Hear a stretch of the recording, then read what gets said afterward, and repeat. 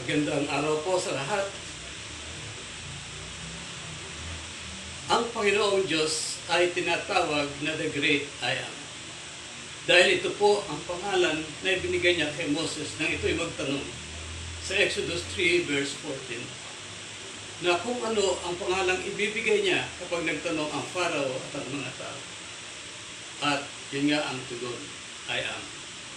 Ang Panginoong Jesus sa Ebanghelyo ni Apostle John ay sinabi rin niya ang salitang I Am. At 7 talinghaga ang ginamit niya dito. Ito po ang pinakamalinaw na pagpapahayag ng Panginoon ng kanyang pagka-Diyos. Pagpapahayag ni Jesus na siya ay tunay na Diyos. Pansinin po natin ang 7 mga talinghagang binanggit sa aklat ni Apostle John. John 6:35, I am the bread of life. Ako ang tinapay ng buhay. Sa John 8 verse 12, sinabi niya, I am the light of the world. Sa John 10 verse 9, sinabi niya, I am the door. Sa John 10:11, sinabi niya, I am the good shepherd. Sa John 11 verses 25 to 26, sinabi po niya, I am the resurrection and the life. Sa John 14 verse 6, sinabi niya, I am the way, the truth, and the life. No one comes to the Father except through me. At sa John chapter 15 verse 5, sinabi po niya, I am the vine. So lahat po, o bawat isa sa talinghagang ito, ay nagpapahayag ng pagka-Diyos ng ating Panginoon. Bakit po? Sinasabi po sa mga talinghagang ito, siya ang lumikha, siya ang tagapagkaloob, siya ang tagapagligtas, at siya ang Panginoon. Ang mga pangalan pong ito ay marapat lamang na ibigay o ipagkaloob o ipatungkol sa tunay na Diyos. Kaya mga kapatid, ulitin ko po, ito ay isang malinaw na pagpapahayag ng Panginoon na siya ay tunay na Diyos. Tatalakayin po natin ngayon ang pinakahuling I Am. John 15 verse 5. Sinabi ni Jesus, Ako ang tunay na puno ng ubas at kayo ang aking mga sanga. Maunawaan po natin ang talinghagang ito kung kikilalanin natin ang mga tauhan sa talinghagang ito. Nandan po ang Diyos Ama, si Kristo, ang 11 alagad, at isa pang alagad na nagkanunod sa kanya na si Judas. Si Jesus ang puno. Si Jesus ang puno ng ubas. Ang Diyos Ama ang tagapag-alaga. Ang 11 alagad ay kumakatawan sa mga sumasampalataya sa Panginoong Jesus. Si Judas naman ay kumakatawan sa mga hindi tunay na sumasampalataya sa ating Panginoon. Subalit pansinin po natin, sa simula pa lang, alam na ng Panginoong Jesus yung pagkakaiba ng 11 alagad kaysa kay Judas. Noong po hinuhugasan niya ang paa ng mga alagad, ay nagsalita ang Panginoong Jesus. Sa John 13 verse 10, ani Jesus, maliban sa kanyang mga paa, hindi na kailangang hugasan pa ang naligo na, sapagkat malinis na ang kanyang buong katawan. At malinis na kayo, subalit hindi lahat. So, ibig po sabihin, sinabi ito ng Panginoong Jesus, sapagkat alam ni Jesus kung sino ang magkakanulo sa kanya, kaya't sinabi niyang malinis na sila, subalit hindi lahat. So, pansinin po natin na si Judas ay kasama ng mga disipulo. Subalit hindi ganap, hindi totoo ang kanyang pananampalataya sa ating Panginoon Jesus. Tila po siya isang sanga na nakapatong lamang sa puno at walang tiyak na kaugnayan. Maraming simbahan sa ating panahon ang meron ding ganito. Nakikihalubilo lamang sa mga Kristiyano subalit hindi tunay na mananampalataya. Si Judas ay ganito po, kaya siya ay nahiwalay sa ating Panginoon. Pero, pasinin po natin, maganda po ang mga pangako ng ating Panginoon sa mga tunay na sumasampalataya sa Kanya. John 10:27-28, nakikinig sa akin ang aking mga tupa. Nakikilala ko sila at sumusunod sila sa akin. Binibigyan ko sila ng buhay na walang hanggan at kailanmay hindi sila mapapahamak. Hindi sila maaagaw sa akin ninuman. At sa John 6:37, narito po ang sabi niya, lalapit sa akin ang lahat ng ibinibigay sa akin ng Ama, at hindi ko itataboy ang sinumang lumalapit sa akin. So kapatid, kung ikaw ay nararamdaman mo na tinatawag ka ng Diyos, lumapit ka sa Panginoong Hesus, at He will never let you down. Hindi ka niya pababayaan. Hindi ka niya iiwan. Mamahalin ka niya ng walang kondisyon. Ganoon ka kamahal ng ating Panginoon. Si Jesus ang tunay na puno ng ubas. Bakit po pinili ni Jesus ang puno ng ubas sa ating talinghaga? Dahil ang puno po ng ubas ay karaniwan sa lugar na iyon. At sa kapakumbabaan ng Panginoong Hesus, sa paggamit ng mga karaniwang bagay, ginamit niya ang puno ng ubas. Nagpapakita ng kanyang kababaang loob at upang maabot ang maraming tao sa sandaigdig, kasama na po tayo doon. Gusto tayong maabot ng ating Panginoon. At ang talinghaga rin tungkol sa puno ng ubas ay tumutukoy sa pagmamay-ari sa atin ng Panginoon. Pagmamay-ari niya sa lahat ng mga Kristiyano. Sapagkat ang bawat Kristiyano ay dapat nakakabit kay Kristo. So, ibig po sabihin, meron po permanency yung pagkakaugnayan natin sa ating Panginoong Yesus. Naglalarawan ito ng mahigpit at permanenteng koneksyon na nagbibigay buhay para sa atin. Kaugnayan natin sa ating Panginoong Yesus. At upang mamunga ang mga sumasampalataya kay Kristo, ay kailangan may suporta ito ng puno upang ito ay maging mabuhay at maging malakas. Mga kapatid, tunay na hindi kapababayaan ng Panginoong Yesus kung ikaw ay sumasampalataya sa Kanya. Ang Diyos Ama ang tagapag-alaga ng ubas. So dito po inilalarawan na ang Diyos Ama ang tagapag-alaga ng ubas. Ano po ang trabaho ng tagapag-alaga ng ubas? Trabaho ng tagapag-alaga ang putulin ang mga nabubulok na sanga at linisin ang mga patay na dahon. So katulad din po sa spiritual life ng mga tao. May mga tao ring mahihiwalay o nahihiwalay sila sa Panginoon. Sila ay may tuturing ng mga hindi tunay na mananampalataya. Matindi nga po ang term na ginamit dito. Sila ay tinatawag na makahudas na mga sanga na hindi namumunga. Di po ba napakahirap magkaroon ng ganung katangian bilang isang Kristiyano o bilang isang tao? Ang mga namumungang sanga ay tinatabasan upang lalo pang mamunga. So pansinin natin ang mga magsasaka, maski dito sa ating kapaligiran. Para mamunga ang isang halaman ay tinatabasan niya ito. Nililinis ang mga dahon upang mas higit na maging mas marami ang kanilang bunga.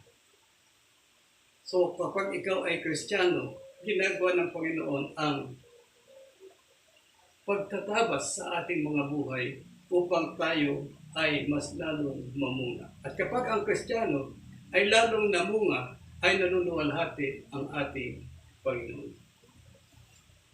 Kapatid, totoo po ang sinasabi natin na walang Kristiyanong hindi namumunga. So kung ikaw ay Kristiyano, laan kang mamunga. Wala kang alternative, hindi mamunga. At kailangan kang mamunga. Bakit po? Pansinin po natin ang sinasabi sa Ephesians 2 verse 10. Tayo'y kanyang nilalang, nilikha sa pamamagitan ni Kristo upang iukol natin ang ating buhay sa paggawa ng mabuti na itinilagahan na ng Diyos para sa atin noon pa mang una. So kapatid, noon pa man, inihanda na tayo ng Panginoon para sa mabubuting gawa. Kaya dito po mapapansin natin, ang bunga ng kaligtasang kaloob ng ating Panginoon ay mabubuting gawa. So bunga ng Espiritu at mabubuting gawa. Kaya si Apostle James po ay binigyan niya ng tamang kaugnayan ang pananampalataya at ang mabubuting gawa. Sa James 2:17 po, sinabi niya, ganon din naman, patay ang pananampalatayang walang kalakip na gawa. Ibig kong sabihin, faith without good works is dead. Hindi po yung pananampalataya natin ang nakapagliligtas. Pero ang tanong, ano naman ang silbi ng magaganda o mabubuting gawa? Ang mabubuting gawa po ay katunayan na tunay ang ating pananampalataya. Good works tells us that our faith is genuine. Yun po ang silbi ng mabubuting gawa. Ang pagtatabas ng Diyos ay mahalaga sa ating spiritual life. Tinatabas ng Diyos ang ating mga kasalanan at ibang hindi pang mahalagang bagay na humahadlang sa ating pamumuga bilang mga mabuting Kristiyano. So inaalis niya ang mga kasalanan. Nililinis niya ang ating katawan. Unti-unti, little by little, victory by victory, binabago tayo ng ating Panginoon. Tinatabas niya tayo upang tayo ay mamugay ng higit pa. At ang pagtatabas na ginagawa ng Diyos ay sa iba't ibang pamamaraan. Maaring sakit, bigyan ka ng sakit, kahirapan, pagkawala ng mga mahalagang bagay na material, pag-uusig o persecution at marami pang iba. Ginagawa ng Diyos ang pagtatabas sapagkat mahal tayo ng Diyos. So kung minsan nagtatanong tayo, Lord, bakit naman ito ang kapalarang ibinigay mo sa akin? Nagtatanong ka pa, mahal mo ba ako, Lord? Pero totoo po mga kapatid, sabi po sa Hebrews 12 verse 6, sapagkat pinarurusahan ng Panginoon ang mga iniibig niya at pinapalo ang itinuturing niyang mga anak. Ano po ibig sabihin ito? Na mahal tayo ng Diyos. Kung minsan tayo nahihirapan o pinahihirapan niya, pero ano pong layunin niya para sa atin? Katulad po ng mabuting ama. Dinidisiplina ng isang mabuting ama ang minamahal niyang mga anak. Kaya, pansinin mo, huwag kang magreklamo. Huwag kang mainggit. Huwag kang magalit. Huwag kang magrebelde. Mahal ka ng Diyos. Tanungin mo lang siya, Lord, ano ang gusto mong gawin sa kalagayan ko sa ngayon?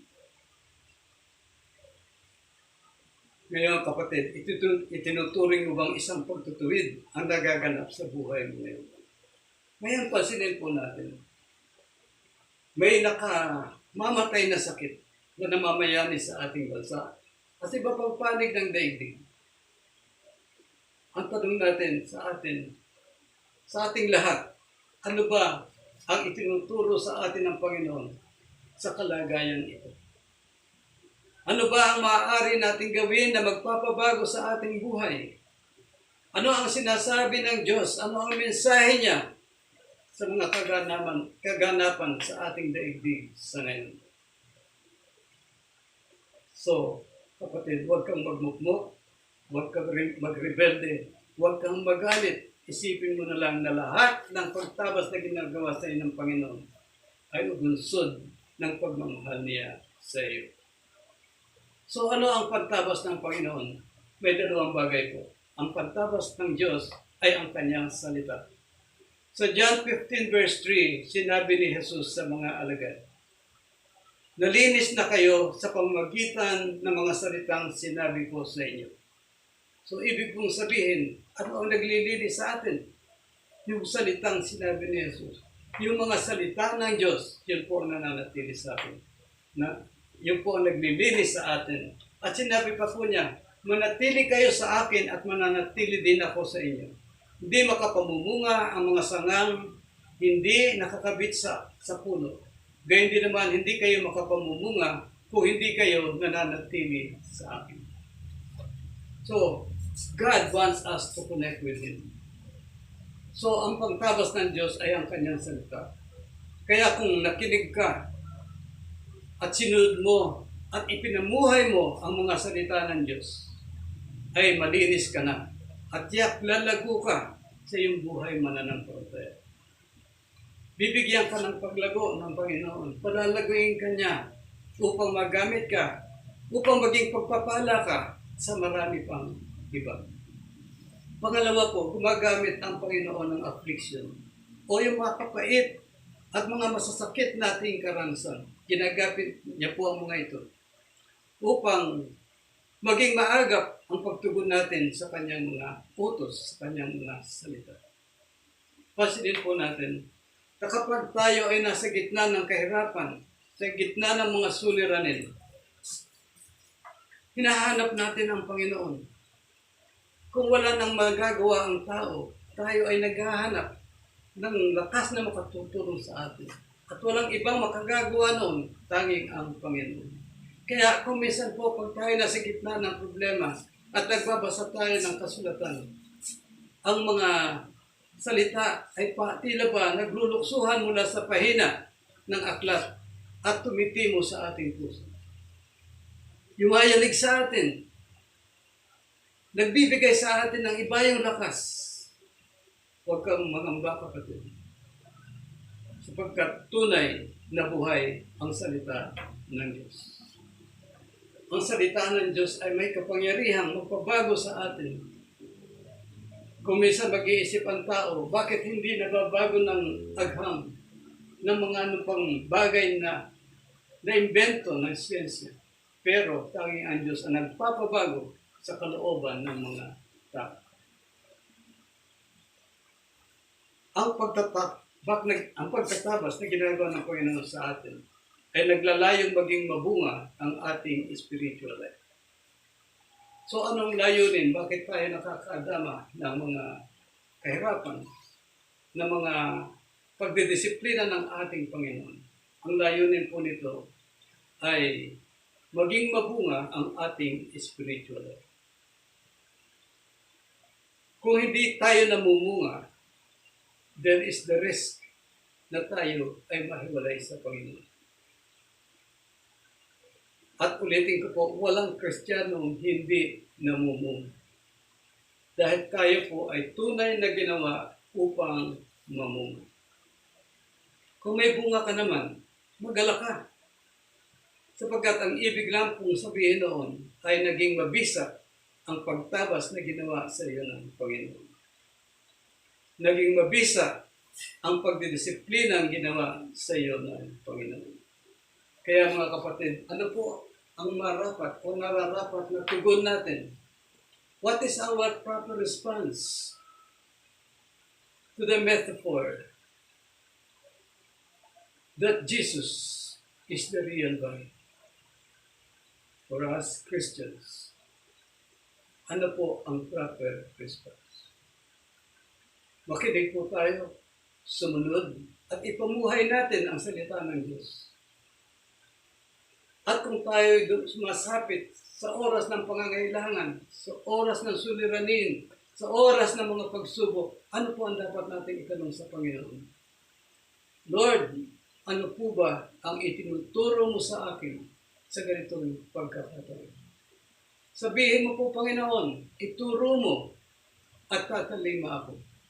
Susundin ko po ang sinasabi mo sapagkat ito'y bunsod po ng pagmamahal ko sa inyo. Yun ang tamang sagot. Yun ang tamang tugon, the proper response to the disciplining act of our loving God. Let us pray. Panginoon, maraming salamat po sa paglilinis na ginagawa mo sa aming buhay bilang mga mananampalataya.